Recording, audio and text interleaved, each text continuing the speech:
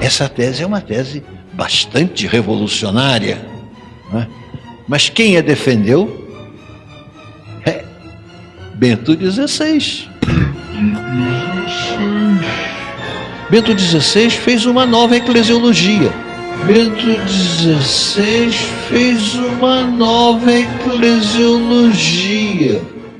E eu defendo já desde o anúncio do sínodo, desde o lineamento, essa continuidade do concílio com o catecismo e com o sínodo da nova evangelização. Continuidade, aliás, que está clara no pensamento de Bento XVI, a carta apostólica Porta Fidei, né? Tanto que ele quer celebrar os 50 anos da abertura do concílio, juntamente com os 20 anos da publicação do catecismo.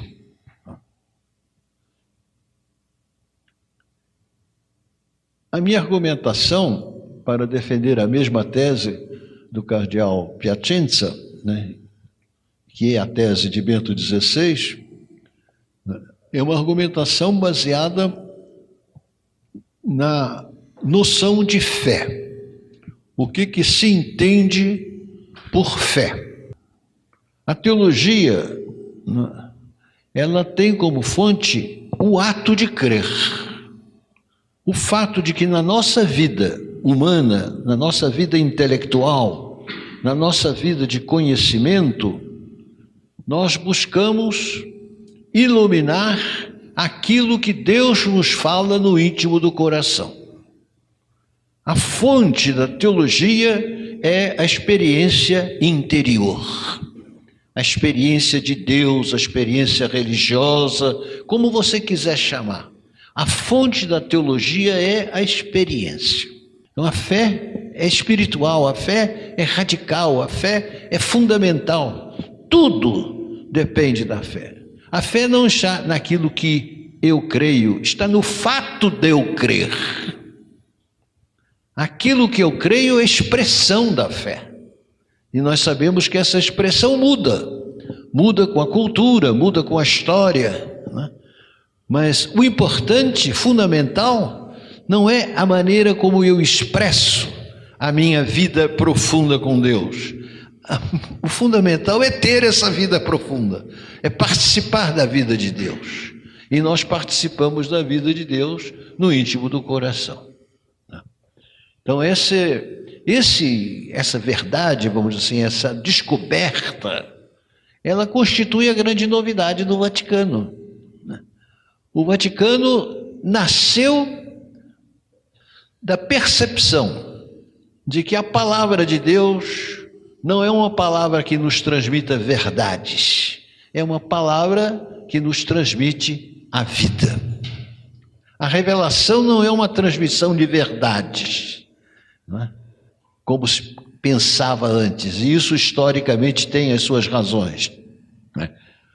A revelação é a comunicação da vida de Deus, é aquilo que está no primeiro capítulo da Constituição Dei Verbum, né?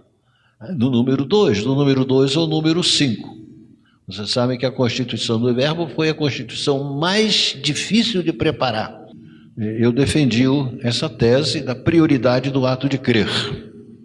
Isso é a luz que guia Bento XVI na sua interpretação do concílio. Ele fez e convocou o primeiro sínodo que ele convocou foi sobre a palavra de Deus na vida e na missão da igreja. Foi o sínodo de 2008. Tem a exortação apostólica Verbum Domini. Agora ele convocou o sínodo sobre a nova evangelização e a transmissão da fé para a transmissão da fé cristã. E você tem a convocação do ano da fé, da Porta Fidei. Se nós procurarmos qual é o fio que une todos esses documentos, nós diremos, evidentemente, é a prioridade do ato de crer. E a tese que eu defendi na terça-feira justamente é sobre esse aspecto. Por que nova evangelização? A nossa tese, eu já digo nossa, porque é também do cardeal Piacenza, e é sobretudo de Bento XVI, né? A nossa tese, né, e de alguns teólogos, não muito numerosos aqui no Brasil, pelo contrário, a nossa tese é de que nova significa uma evangelização baseada no ato de crer. Uma evangelização que não é um ensino sobre as verdades da fé. Uma evangelização baseada no anúncio, no querigma, né, que desperta para a fé, independentemente do conteúdo. Essa tese é uma tese bastante revolucionária, né? Mas quem a defendeu é Bento XVI, na exortação apostólica à Igreja no Oriente, que foi publicada no dia 14 de setembro, no dia da exaltação de Santa Cruz. Bento XVI assinou essa exortação no Líbano. A gente pôde assistir pela internet, pela televisão. Eu assisti essa assinatura, assisti o discurso de Bento XVI, feito em francês, no Líbano, e a assinatura. Está nos vídeos, vocês podem ver isso, está no site do Vaticano.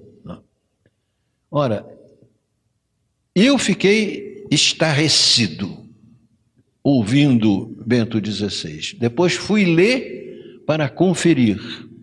O primeiro capítulo dessa exortação precisa ser lido, sobretudo os primeiros números, do número 3 ao 7, porque ele defende a tese de que tudo vem do Espírito. A gente pergunta, e a orientação da Dominus Jesus? Ele passou por cima. Bento XVI fez uma nova eclesiologia, fez uma eclesiologia do Espírito, na exortação Ecclesia Minoriente, né? Isso a gente precisa levar em consideração. É um dado importante, né, para nós. Isso valoriza a questão do carigma, isso valoriza toda a posição carismática, visão carismática da igreja, etc, etc, etc. Né? Então isso para nós é muito importante para as novas comunidades. Né? Ver que o Papa, eu acho que ele está percebendo que ele não vai durar muito, né? Que ele vai se encontrar brevemente com o Senhor, então ele está resolvendo dizer as últimas coisas. E ele diz com uma coragem e com uma clareza impressionante. Né? Me chocou o número de vezes que ele fala da experiência. Né?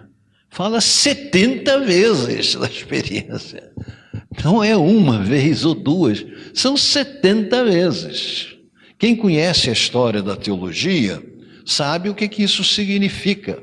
A experiência era suspeita na Igreja Católica, desde o século XVI, quando Lutero insistiu na experiência contra o magistério de Roma, contra as práticas de Roma. Né? Então a Igreja de Roma, ela resolveu não falar da experiência, condenou durante séculos todos os teólogos que deram importância à experiência. Quer dizer, a experiência não é uma fonte de conhecimento. A fonte de conhecimento da verdade é a autoridade da igreja. A experiência não é uma fonte de conhecimento. Você não pode fazer uma teologia a partir da experiência. Você tem que fazer uma teologia a partir do dogma. Essa era a posição da Igreja Católica. Tem um acontecimento pessoal muito curioso, né? O padre Congar, né? Eu como dominicano morava no convento do padre Congar, tinha contato cotidiano com ele, né? E ele, durante o concílio, e uma das manias do padre Congar era que nós precisamos escrever um livro sobre o Espírito Santo. O Espírito Santo é muito mais importante do que a gente pensa. E ele dizia isso sempre, né? e resolveu fazer um livro sobre o Espírito Santo. Esse livro, que já foi traduzido em português, inclusive pelas Paulinas, né? E fez um esquema do livro, né? E nos mostrou, né, ao padre Josuá e a mim, que éramos doutorandos. Nós estávamos preparando o nosso doutorado na Universidade de Estrasburgo.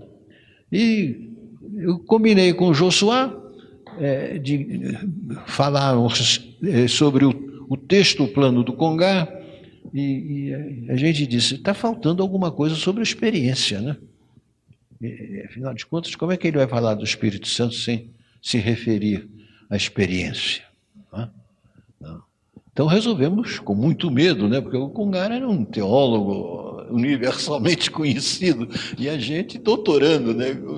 Eu tinha o quê? Eu tinha 35 anos na época, né? Por aí, 35, 36 anos. Aí, disse, padre, né? Num recreio, depois do almoço, a gente gostaria de comentar um pouco. Sim. Nós gostamos muito do seu esquema, mas não seria o caso de introduzir alguma coisa sobre a experiência? Ele disse assim, merda, esqueci a experiência.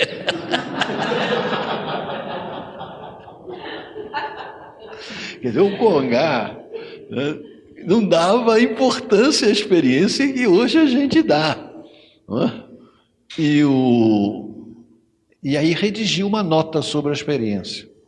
Essa nota que está no início do livro dele, que é uma das peças teológicas mais perfeitas que há, a meu conhecer, sobre a experiência. É a fé que nos justifica. Paulo não diz a Eucaristia que justifica, ele diz que é a fé que justifica. E nós temos que redescobrir no nosso discurso e na nossa forma de viver, não é? Essa maneira de dizer ao mundo que o que nos justifica é a fé em Deus. É da ordem do Espírito, não é da ordem da celebração, não é da ordem do direito canônico, não é da ordem da moral, é da ordem da relação pessoal com Cristo, sobre o que Bento XVI não cessa de insistir.